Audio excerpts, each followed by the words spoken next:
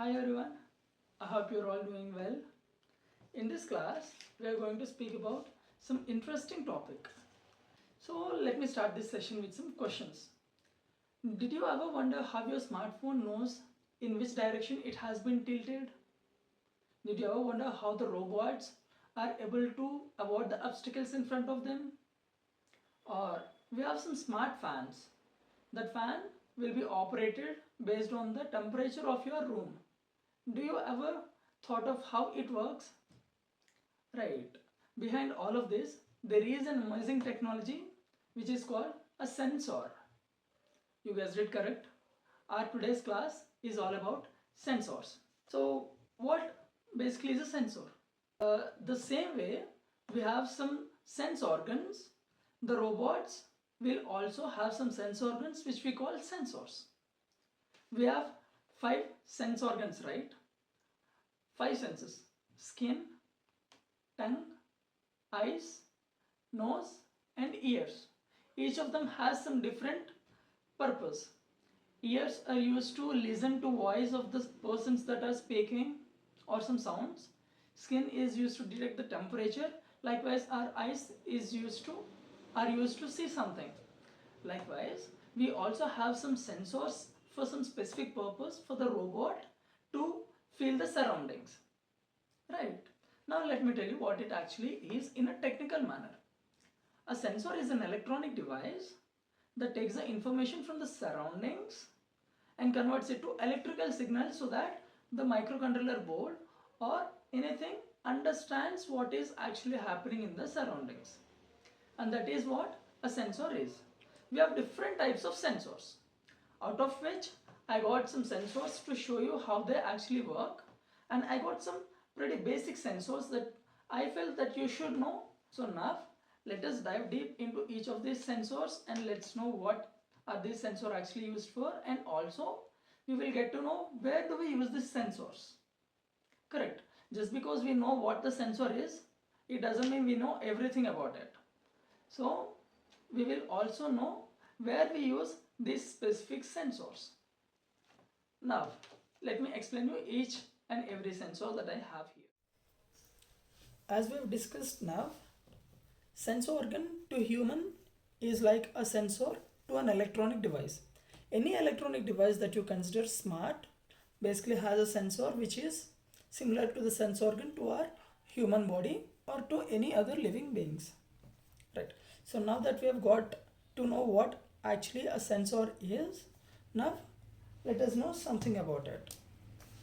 So first, this is a sensor. It takes the input from the environment around it, right? So surroundings, and gives the output as electrical signal. Can be used by the microcontroller boards.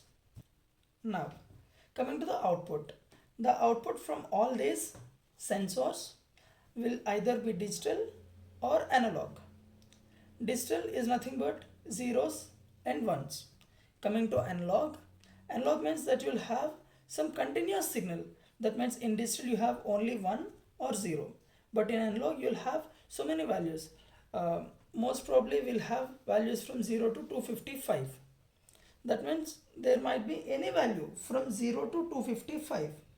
That means it is continuous, right? We know sine wave.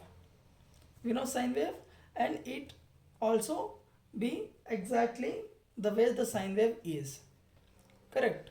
So all the continuous values can be referred as analog values.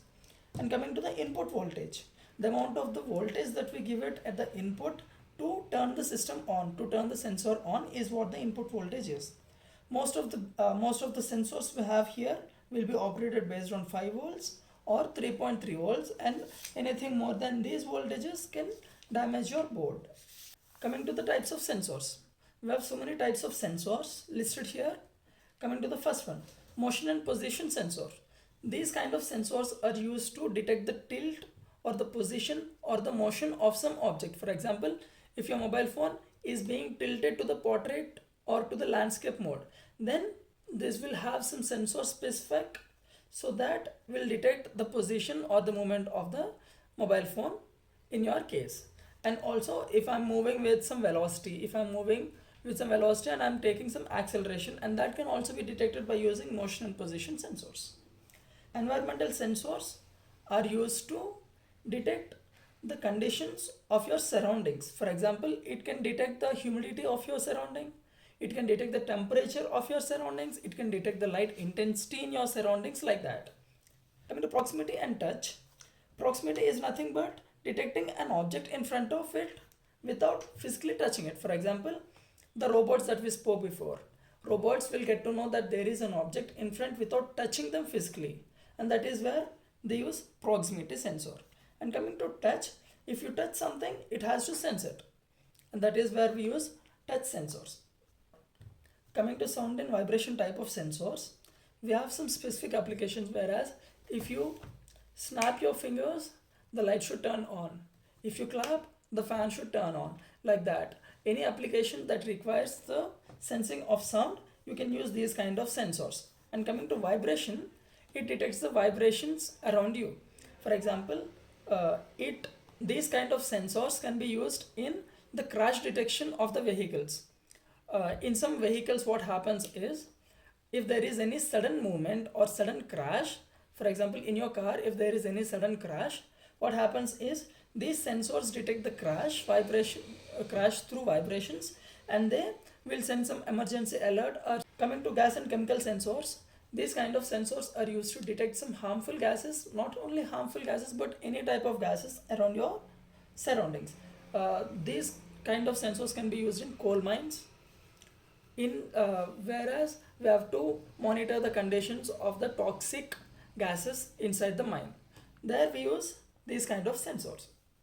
Coming to electrical sensors, we have some sensors to calculate the electrical parameters such as current, voltage, and so on. Also power, also the energy, and we have some specific sensors made to calculate these parameters. Those are called electrical sensors.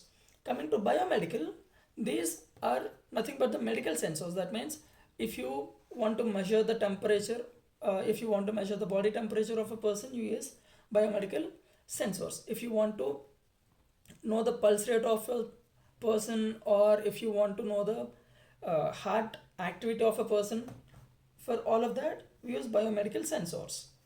Coming to image and vision sensor, imaging, we know thermal imaging, right? We most probably have seen these kind of sensors during the COVID time. As soon as you enter some mall, they'll have some machine that will be pointed towards your forehead. What it does is, it will actually take the thermal images of your body and it will calculate the temperature accordingly. And that is where we use imaging sensors. And coming to vision sensors, the classic example is our cameras, using which we provide the vision to our smart devices.